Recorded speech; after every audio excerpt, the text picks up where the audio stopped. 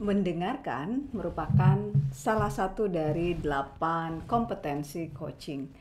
Dan kemampuan mendengarkan ini bermanfaat baik bagi coach sebagai pendengar maupun bagi coachee atau pembicara. Active listening merupakan kemampuan untuk fokus dalam mendengarkan perkataan klien, memahami arti dari perkataan klien, dan memberikan dukungan kepada klien. Dalam active listening ini kita berfokus mendengarkan secara aktif, tidak hanya berfokus pada apa yang dikatakan, tetapi juga berfokus pada apa yang tidak dikatakan, yaitu bahasa nonverbal dari coachee. Ini berarti seorang coach sepenuhnya memahami konteks dari apa yang dikomunikasikan dan termasuk memberikan dukungan pernyataan diri coachee. Dalam proses coaching, ciri dari mendengarkan aktif antara lain: 1.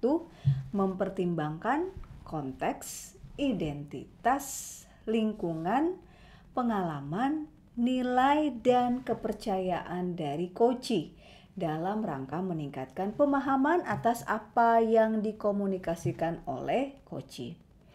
Ciri yang lain dari mendengarkan aktif itu adalah mampu merefleksikan atau menyimpulkan apa yang dikomunikasikan atau apa yang disampaikan oleh coachee untuk memastikan kejelasan dan pemahaman dari dua pihak.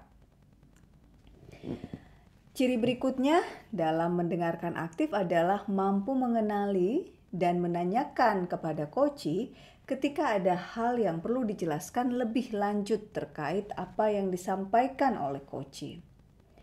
Juga bagaimana memperhatikan, menyingkap, dan mengeksplor emosi klien, pergantian energi, dan tanda-tanda nonverbal dan perilaku lainnya. Mendengarkan aktif juga berarti mengintegrasikan kata-kata dengan intonasi, gerak-gerik coachee untuk menetapkan arti dari komunikasi itu secara utuh. Sehingga mendengarkan aktif itu juga merupakan memperhatikan, menyimak kecenderungan atau gaya perilaku dari coachee dan emosi-emosi selama sesi coaching berlangsung, dan bisa membedakan setiap tema atau pola tertentu. Nah, apa yang Anda rasakan ya ketika ada seseorang yang bisa mendengarkan dengan baik kepada Anda? Ketika kita menemukan orang yang dapat mendengarkan, maka kita mampu akan lebih terbuka, membuka diri, dan kemudian merasa lebih bernilai.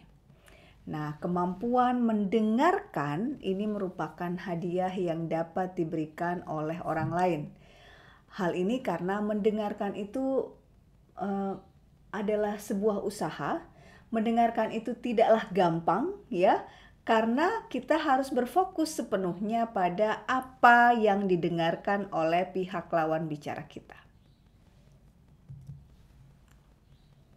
Nah, ketika orang-orang sedang mencoba untuk mempengaruhi orang lain, seperti menjual barang, maka orang akan cenderung berbicara itu dibandingkan mendengarkan. Jadi akan sangat lebih mudah berbicara dibandingkan mendengarkan. Makanya kenapa Allah Subhanahu wa Ta'ala itu memberikan kita hanya satu mulut dan dua telinga. Karena memang kita dituntut untuk lebih banyak mendengarkan dibandingkan berbicara.